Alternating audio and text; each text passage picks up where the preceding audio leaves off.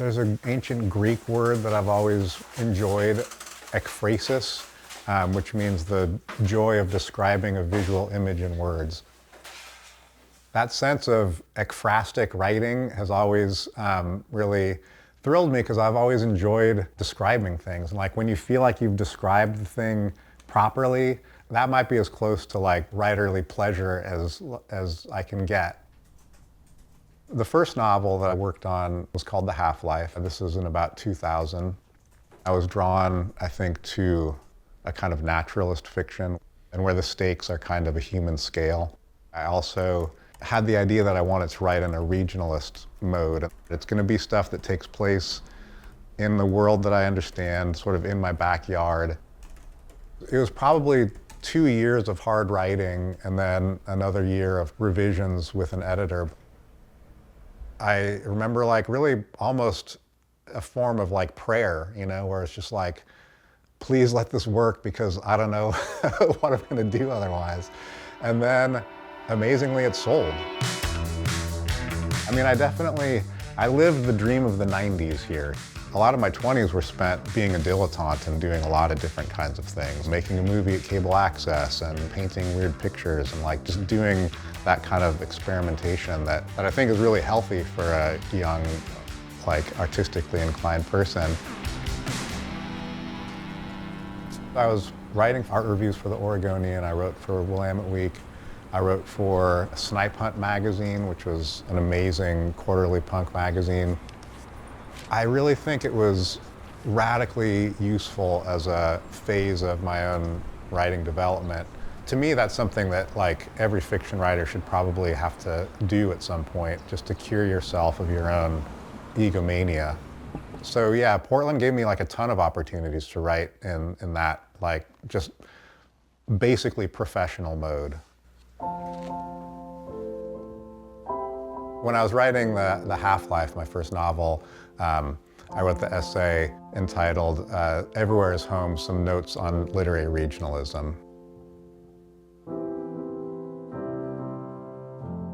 The specifically regionalist novel allows for an added freedom. The regionalist novel, by its nature, speaks in a voice of sidelined skepticism and long ingrown memory, the proverbial old man on the bench. It understands that even when things happen everywhere, the popping of a real estate bubble, say, or the spread of some faddish spiritual belief, they happen everywhere in particular places and to particular people in particular ways. By molding the stuff of history into the form of local plot and character and setting, the regionalist novel allows us to see things we recognize bearing a larger meaning. It allows us to talk back to history in some way, and maybe even bend it a little, if we're lucky.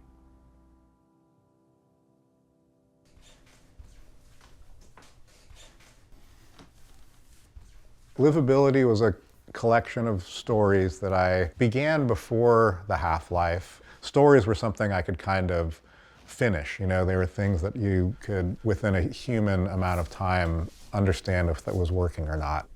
I was influenced a lot on that story collection by the book Winesburg, Ohio, an American classic that all take place in the town of Winesburg, Ohio. It's a batch of character studies and stories that interpenetrate and kind of cross over each other, but describing a small town community. And I liked that idea as a kind of organizing principle. And I liked applying it to a medium-sized city, much like Portland. And then once I kind of understood that it was going to be that structure, then it was fun to just start kind of roving around town in my way, like, oh, that's a story that like is adjacent to that one, and that one kind of comes in at a different angle. I left on a Friday afternoon. The minute I pulled away from the house, it started raining, and it kept up on and off the whole way out. Rain doused the windshield, followed by bolts of sun, followed by rain again, intermixed with patches of fog, sleet, and buffeting wind. The weather might have seemed ominous if I hadn't driven the route so many times before and known there were at least 8 microclimates between the city and the ocean. For a drive to the coast in the wintertime, this was just par for the course. I crossed the Willamette Valley, passing the fallow fruit farms and groves of oak trees, and climbed into the moist coastal mountains. the thin stands of Douglas fir barely shielding the blasted clear cuts whipped by on either side, making me wonder, as always, whom the loggers thought they were fooling with their trick, not me.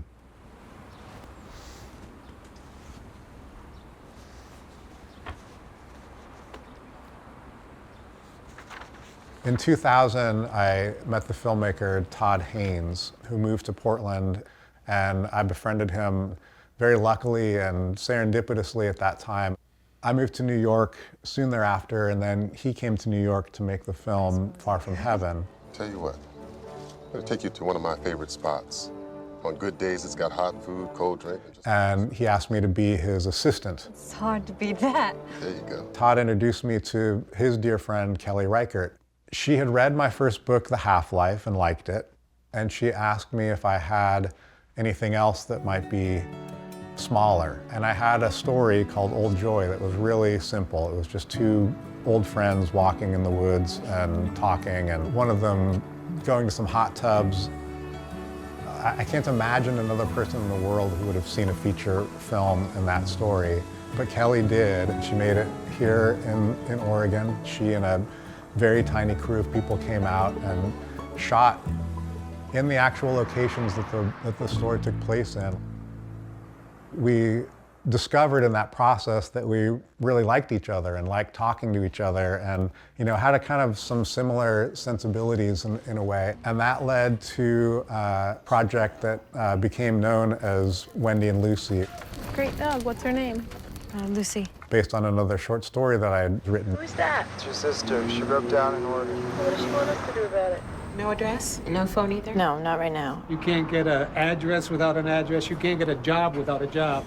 That has then led to now 6 movies that we've done, and really a blessing of my life.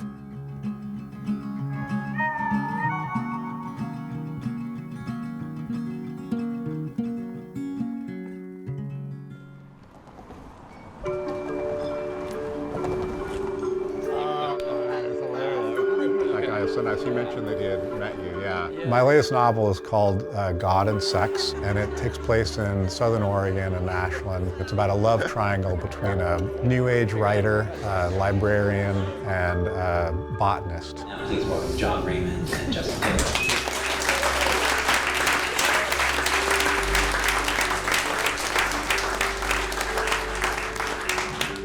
A book is round.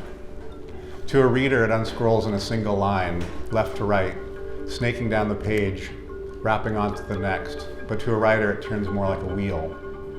It rolls out of darkness and catches you up, trapping you inside its circle for a year or 10 years, however long it takes. You move around inside of it, back and forth, until finally it releases you, although it never really does, not entirely. You could say a book eats a writer many times. You could say it eats itself. In any case, to a writer, the idea of a beginning or an ending is absurd. All good. To have written that essay back in 2003 on literary regionalism, it always was very much in conversation with not only the ground, the land, or the people, but it also has to do with the history of the place. Most writers would have given up by now, but I've kept on seeking. As a writer, I think that's what you do. You keep peeling back, you keep whittling. Eventually, maybe you find the right phrasing, and then you move on to the next sentence and do it again. The next sentence often changes something in the sentence before, and you have to go back and start all over. Problem after problem, you try to solve it. What is writing but the solving of impossible problems? Or like Suzuki said, nirvana is to see a thing through to the end.